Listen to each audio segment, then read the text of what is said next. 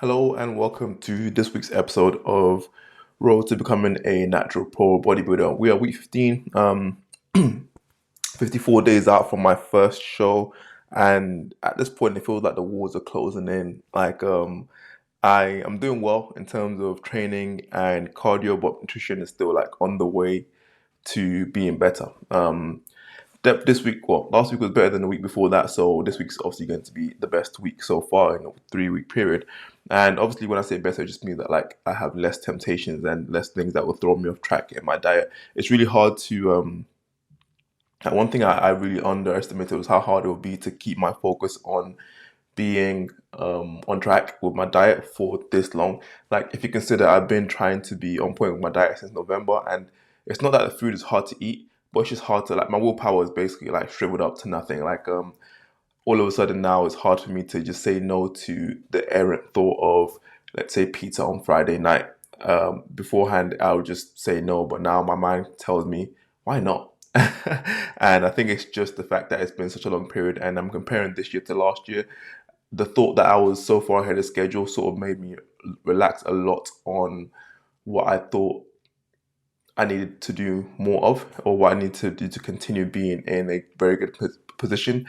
And now I'm at a point where not like I'm desperate to like I need to be desperate for um, the changes I need to make, but there's literally no room for error, which is really strange to me. And of course, like it's all my fault too. Or when I say all my fault, like it's all the responsibility lies on me. So it's not that I can look at anything else and be like, oh, that's the reason. Oh no, it's just me. It's just my lack of ability to have willpower for this duration of time.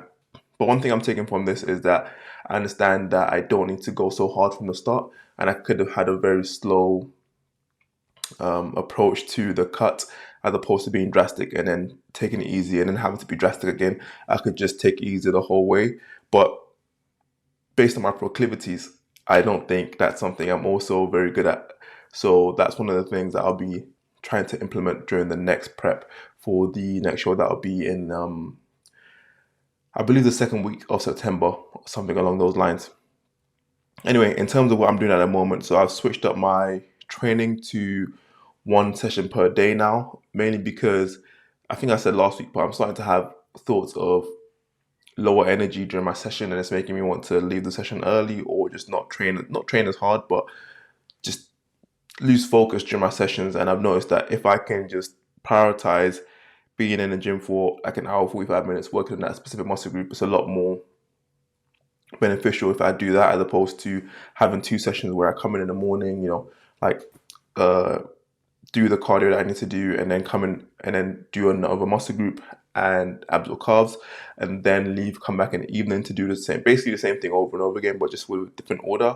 Now I just stick to one training session in the evening. And like I said, when I started this whole 2 session a day thing, I don't think it's sustainable. It's just that I could tolerate it. And now I'm at a point where I can't tolerate it, so I'm going to make the adjustment.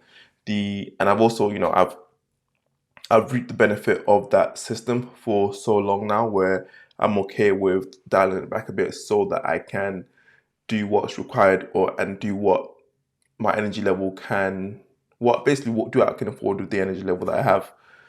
So now in terms of cardio, because the sun is out, you can probably see the sun is out nowadays and it comes out earlier and it's less cold in the morning. I'm actually thinking I would just go for 10k runs because 10k usually runs out to be about an hour or a little bit more than that for me.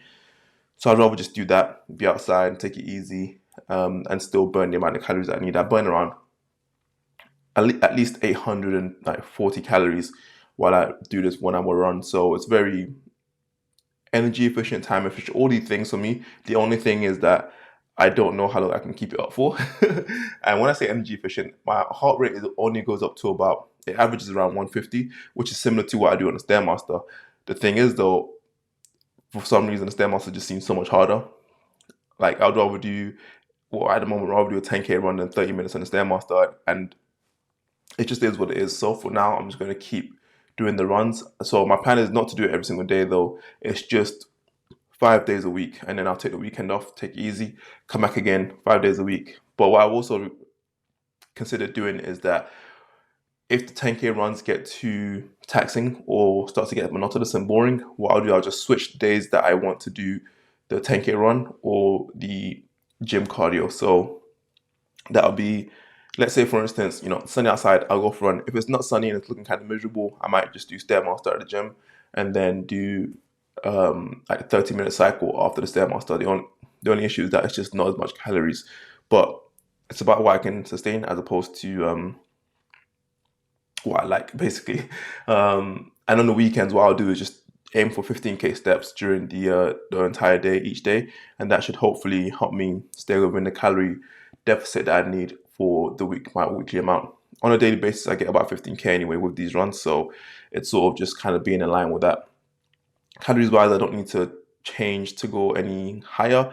So actually, I'll talk about that now. So with my nutrition, what I'm doing is just basically two meals a day, and I'll start with fasted cardio and just get that out of the way. By the time I come back for the cardio, I have my breakfast, and that's just 100 grams of oats, 80 grams of my protein powder, and then 20 grams of sugar. So when I say sugar, honey. By the way, if you want protein powder, ESN is my sponsor, and you can go on there and use code ADE for 10%. Actually, they always do random discounts, so it could be 10, 20, 25. Right now, they're doing free delivery from £25. Anyway, so that's my breakfast, and then a bunch of coffee. Obviously, coffee is an appetite suppressant, so it helps me last for as long as possible. And then I just try to fill up my day with activities. Right now it's about 3 p.m. I've done all my client work and admin, all that kind of thing. I've set myself up to get ready for the gym after this, and then after that I'll come back. I'll have my dinner, which is 150 grams of rice, 300 grams of chicken, and pickles, basically with 20 grams of hoisin sauce. And that's basically it. So those calories end up, forgot to say, because that meal is it's usually around 6 p.m. and I'll sleep around 9 p.m. At the end of the day, whenever that is, I'll try to get around another shake of 80 grams of protein powder. The thing is, luckily I can actually split those into two shakes. So let's say between my first and second meal, I get a bit tired or get a bit